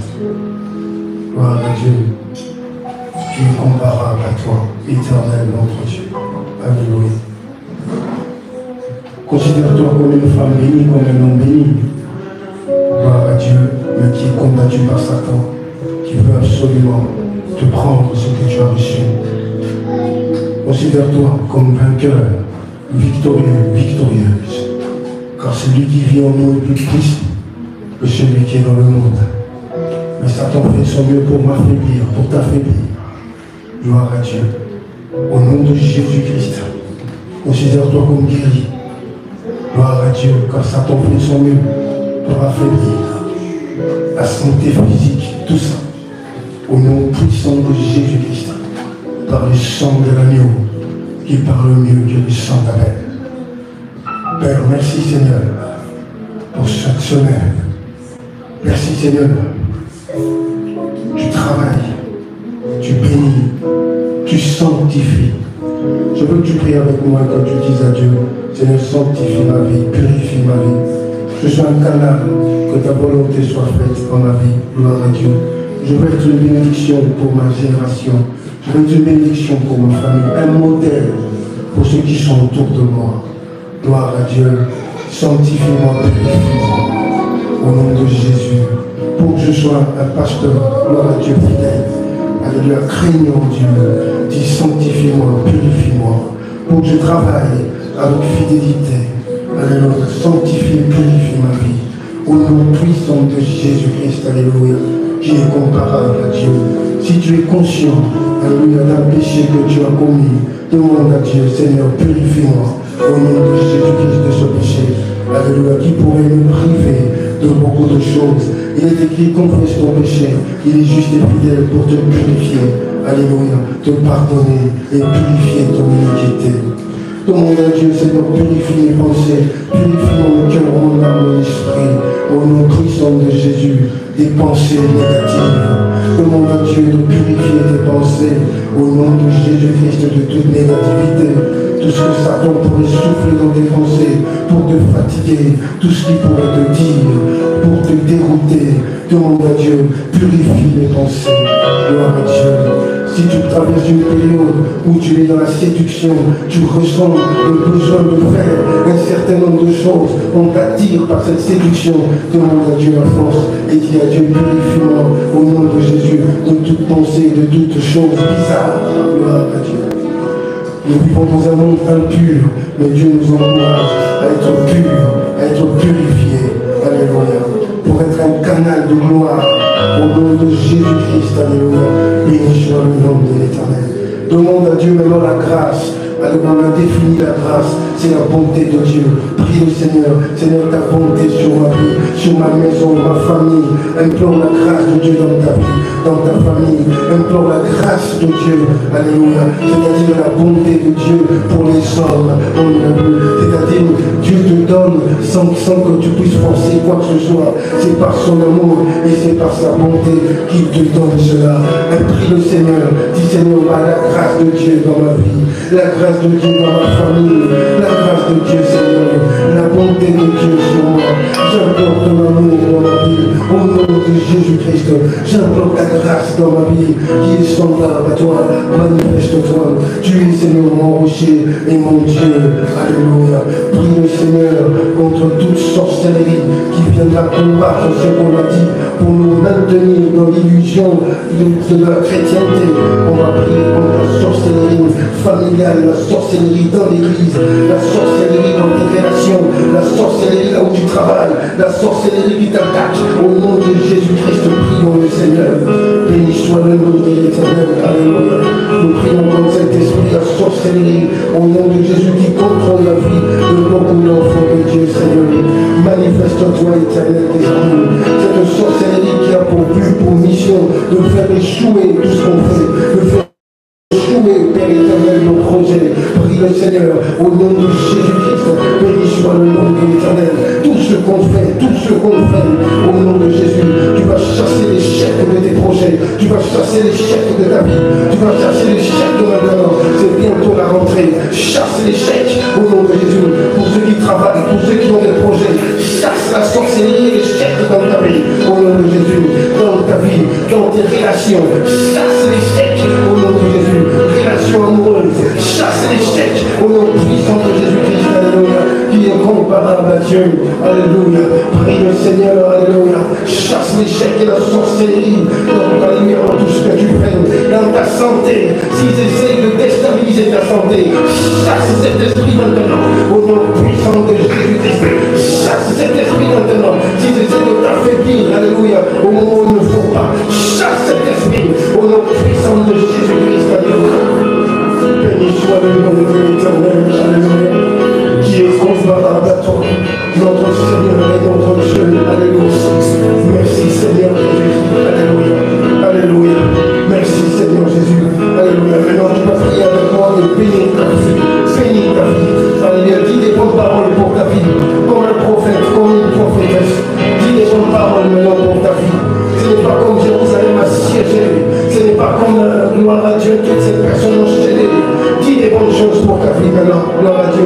Prie aussi pour tes enfants. Prie pour ta famille si t'en as.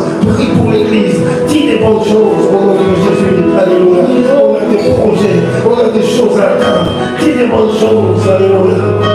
Béni soit le nom de l'Éternel. Qui est comparable à Dieu. Alléluia. Qui est semblable à Dieu. Alléluia. Au nom puissant de Jésus-Christ. Alléluia. La bénédiction de l'Éternel qui enrichit et se fait suivre aucun chemin. Au nom de Jésus, sois béni. Au nom de Jésus, sois béni. Jésus. Ces études bénies au nom de Jésus. Tes enfants bénis au nom de Jésus. Ta maison bénie au nom de Jésus. C'est une maison de paix. Alléluia. La réussite et la prospérité, Seigneur, dans cette église. Au nom puissant de Jésus. Manifeste-toi, Frère éternel. Alléluia. Béni soit le nom de l'Éternel. Alléluia. Béni soit le nom de l'Éternel. Béni soit le nom de l'Éternel. Dieu est comparable à tous. Merci Seigneur Jésus-Christ. Alléluia. Que le Seigneur soit avec toi. Gloire à Dieu. Toute cette semaine, gloire à Dieu, sur le soleil du Tout-Puissant. Dieu brille au nom de Jésus-Christ. Alléluia. Recevez l'Esprit, le Saint-Esprit de Dieu. Gloire à Dieu. Merci Seigneur pour les dons, pour les talents opérationnels dans leur vie. Au nom de Jésus, tout ce qui paralysait cela, dans le nom de Jésus-Christ, qui étouffait la grâce et les dons spirituels, qui est comparable à Dieu.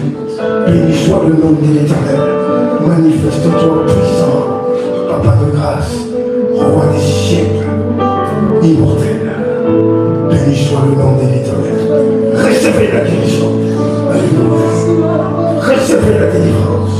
Alléluia. Recevez la paix. Alléluia. Recevez la joie. Là où Satan a tout troublé, dans la famille, dans la maison, au nom puissant de Jésus, recevez la paix. Reconstruis, gloire à Dieu, cette muraille. Reconstruis cette famille brisée au nom de Jésus. Reconstruis cette famille brisée au nom de Jésus-Christ. Alléluia. Reconstruis sa vie anéantie au nom de Jésus-Christ. Alléluia. Merci Seigneur pour la bénédiction qui est le contraire de la malédiction. Vous êtes des hommes et des femmes libres. Au nom de Jésus, ne l'oubliez pas. Allez dans la paix du Christ. Comme des hommes et des femmes libres. Libres. Libres. Libres en Jésus-Christ. Libres. Gloire à Dieu. Amen.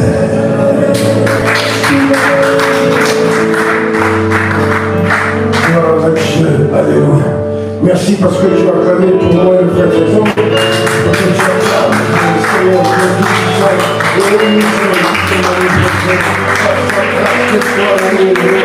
Celui qui délivre, celui qui bénit, celui qui guérit. Alléluia. Est-ce qu'il y a une armée de vainqueurs ici? Est-ce que vous sortez de cette salle en conquérant? Est-ce que vous sortez de cette salle bénie? Gloire à Dieu. Vous sortez de cette salle en femmes et hommes libres au nom de Jésus. Alléluia. Alors tu ne sors pas d'ici affaibli, qui a dit Amen. Sors d'ici rempli de force. On a encore beaucoup de force, la ressource. Notre Dieu, merci pour la force. Continue encore et encore. Alors, dis à ton voisin, ne te fatigue pas. On a beaucoup de choses à faire, n'est-ce pas? Pas te fatiguer. Alléluia. Et puis encore, on n'accepte pas ce qu'on t'a déjà donné. Alléluia. Le meilleur est à venir, on va acheter cela avec la force que tu t'as donnée. Colombien, Amen. Gloire à Dieu. C'est terminé avec ce que les hommes décident pour nous. Alléluia. Maintenant, moi-même, je me lève. Gloire à Dieu, je marche avec Dieu de gloire en gloire. Avec Dieu, alléluia. Nous ferons des exploits. Et il écrasera nos ennemis. Merci Seigneur. Nous sommes des guerriers et des guerrières. Alors, opération Coupérini ombilical. Ce n'est pas peu de choses. C'est vraiment, ça demande une prière efficace. Alors, comme tous les mardis maintenant, on est là, nous prions. Alléluia. C'est mardi. Alors, cher Ruth, ça a été les vacances? Au permis. Si vous êtes attaqué. Gloire à Dieu. Alors, mardi, en jeûne, au nom de Jésus-Christ, on vient à 17h30, notre culte spécial. On est là avec notre frère, on va prier, on va encore une fois avec notre Dieu mardi 17h30 comme d'habitude. Gloire à Dieu, béni soit le nom de l'Éternel. Alors, allez dans la paix du Christ. Que Dieu vous bénisse, gloire à Dieu. Mais avant de quitter la salle, bénis ton frère, bénis ta soeur, nos parents. Pendant que tu salues, bénis ton frère, bénis ta soeur. On a un invité que j'aimerais quand même qu'on puisse accueillir. Mon frère, est-ce que tu peux te lever, s'il te plaît? Gloire à Dieu. Alors, moi je sais déjà qui tu es, mais les autres non. Est-ce que tu pourrais te présenter à l'église de Dieu? Gloire à Dieu. Bonjour, je m'appelle Patrick Noël, à la base de Belgique, mais résident sur le monde depuis 20 ans. Bonsoir. Acclamons le Seigneur. Alors, on est dans la joie de t'accueillir, mon frère. Nos salutations à Londres. Gloire à Dieu, à l'église du Seigneur là-bas. Que Dieu soit loué. Voilà, que le Seigneur vous bénisse tout le vie. Amen. Gloire à Dieu. Alléluia.